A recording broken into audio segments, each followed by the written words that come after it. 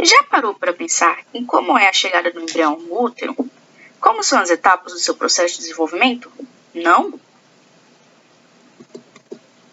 Então vem comigo que eu vou te explicar. Sente-se e aproveite a viagem. Antes de tudo, é necessário conhecer as estruturas responsáveis por gerar vida nos seres. O gameta masculino é chamado de espermatozoide e é dividido em 3 partes: a cabeça, a peça intermediária e a cauda. Cada parte tem sua própria função que auxilia no gameta como um todo. Por exemplo, a cabeça contém as células do acrosoma, que são responsáveis por reagir com o ovócito, permitindo que o espermatozoide entre na zona pelúcida.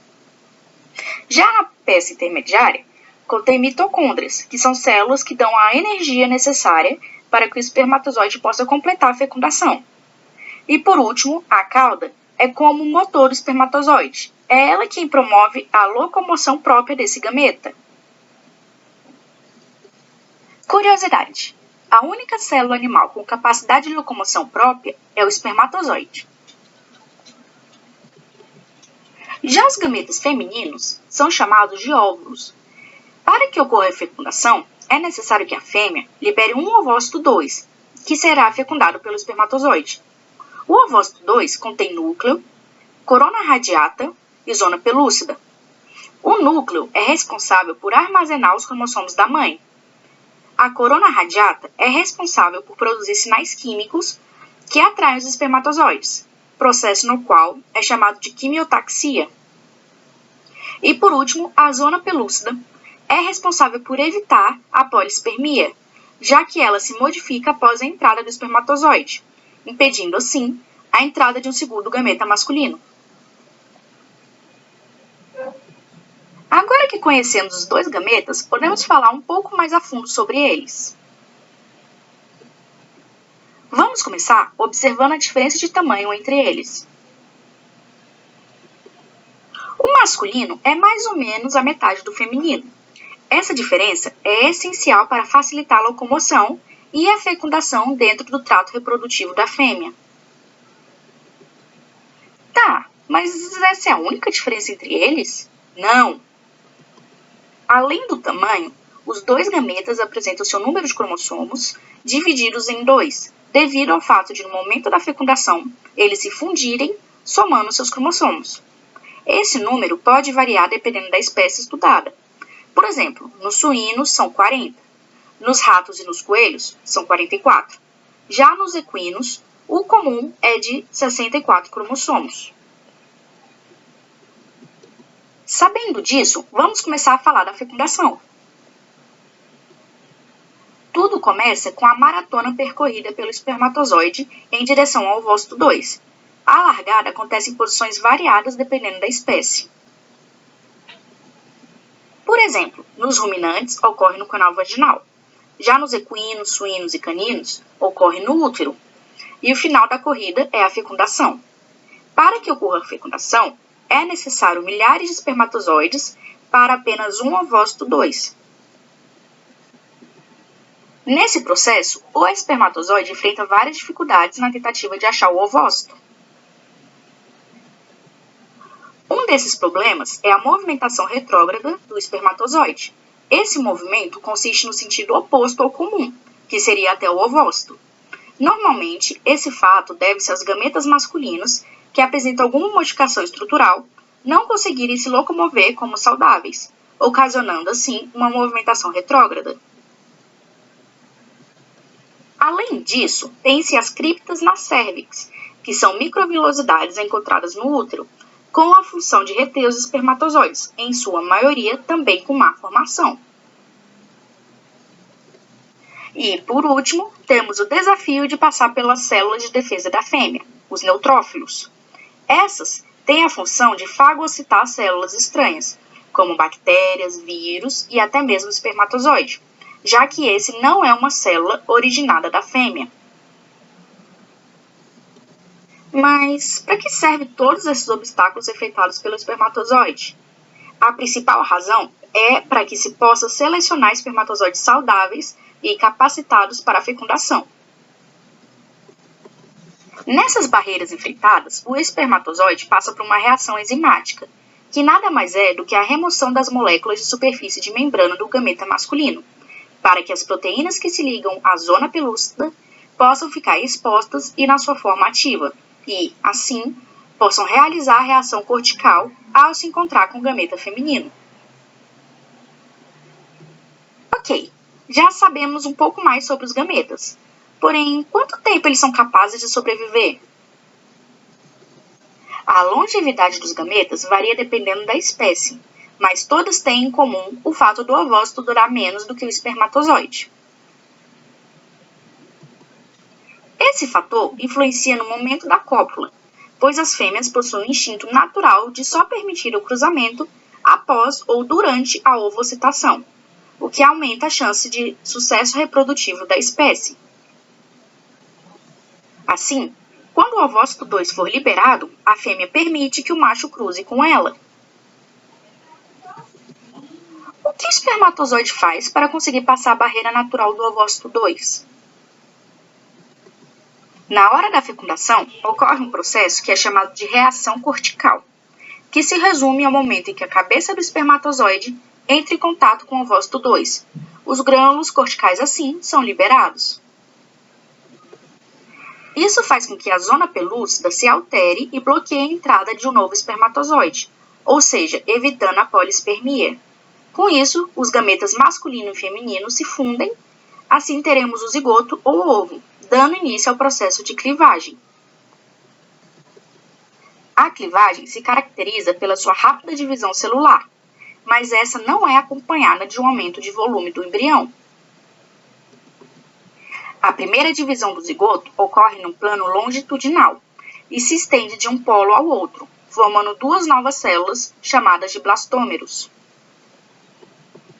A partir daí, ocorrem sucessivas divisões, originando 4, 8, 16 até 32 novos blastômeros, formando um agrupamento celular semelhante a uma mora, que é o estágio de mórula.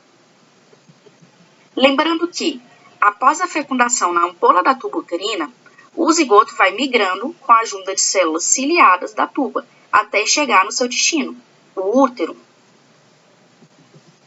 A chegada do embrião no útero coincide justamente com a fase mórula, até o chamado blastocisto inicial. Depois da ruptura da zona pelúcida, o embrião se liberta e continua seu caminho,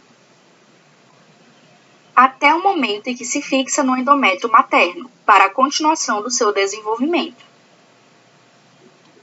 A partir desse momento, começa o processo de implantação, fixação ou unidação do embrião, que é quando ocorre a união completa entre ele e a parede do útero. Cada espécie de animal tem um tipo de ligação com o endométrio uterino. O tipo de placenta e a passagem que ela permite varia conforme a espécie. Conforme as divisões se sucedem, a região central da massa celular vai sendo preenchida por um líquido e as células vão se distribuindo em torno dessa região. Esse processo resulta na formação de uma pequena esfera chamada de blástula, constituída por apenas uma camada celular periférica, a blastoderme, e uma cavidade central, a blastocele, caracterizando o momento final da primeira etapa da embriogênese, chamada de segmentação. Já na parede uterina, as células do trofoblasto originam o sincício trofoblasto, que tem a função de abrir caminho na parede do endométrio para a implantação do blastocisto durante a segunda semana de gestação. Após isso, a partir de um embrioblasto, surge o hipoblasto, que é o teto da blastocele, e o epiblasto, que é um conjunto de células cúbicas. Das células que revestem a blastocele, se forma uma membrana exocelômica, dando origem ao saco vitelino, que permanece ligado ao intestino do embrião. E é à medida que se desenvolve ao consumo do vitelo, reduzindo seu volume. Curiosidade: cada espécie animal possui seu tipo de ovo específico. Conheça alguns exemplos.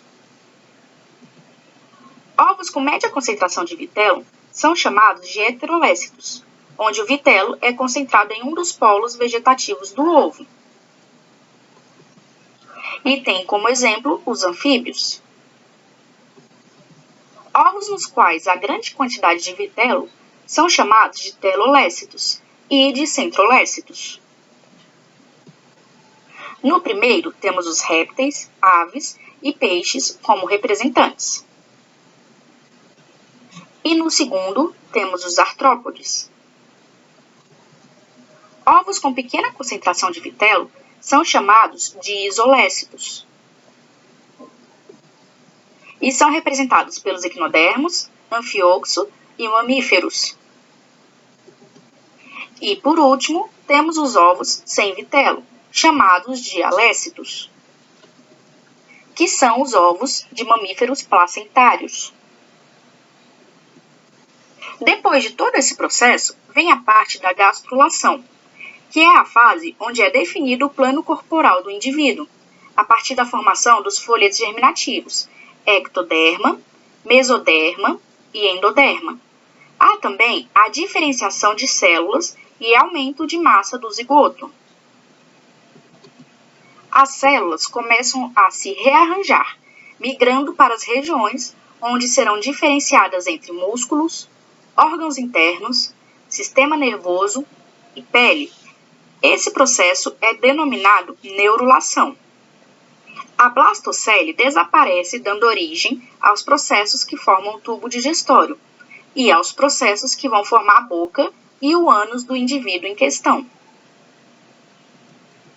Dessa fase em diante, temos a formação de células-tronco, que são os principais alvos de pesquisas científicas no mundo inteiro, devido a seu alto poder de diferenciação. Vamos recapitular alguns pontos importantes que foram vistos acima. Vem comigo. Em qual fase o zigoto chega ao útero?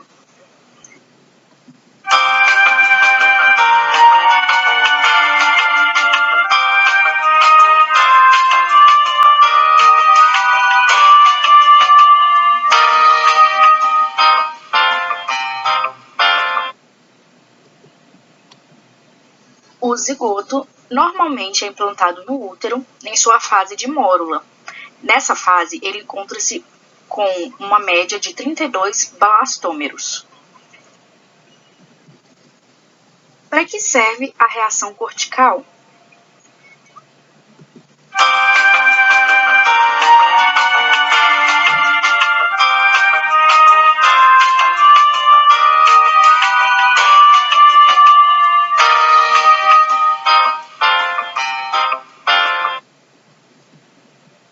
A reação cortical é quando o espermatozoide chega na zona pelúcida.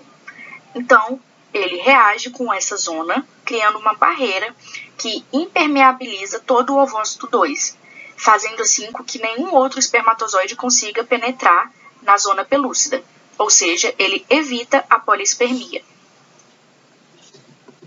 Quais são os tipos de ovos e quais são seus representantes?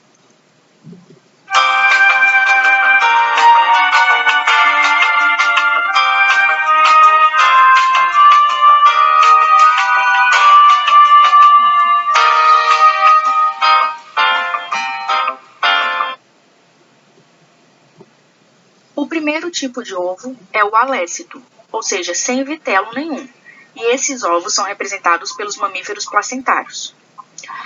O segundo tipo de ovo é o oligolécito ou isolécito. São ovos com pequenas quantidades de vitelo, distribuída de forma uniformemente. Seus representantes são os equinodermos, anfíoxos e mamíferos. O terceiro tipo de ovo é o mesolécito ou heterolécito. São ovos com quantidade média de vitelo, concentrada no polo vegetativo. Os seus representantes são os anfíbios. O quarto ovo é o telolécito ou megalécito. São ovos com grande quantidade de vitelo, que ocupa quase todo o volume do ovo. Está representado pelas aves, répteis e peixes. O quinto tipo de ovo é o centrolécito. São ovos com grande quantidade de vitelo, distribuída no centro do ovo. Tem seus representantes os artrópodes.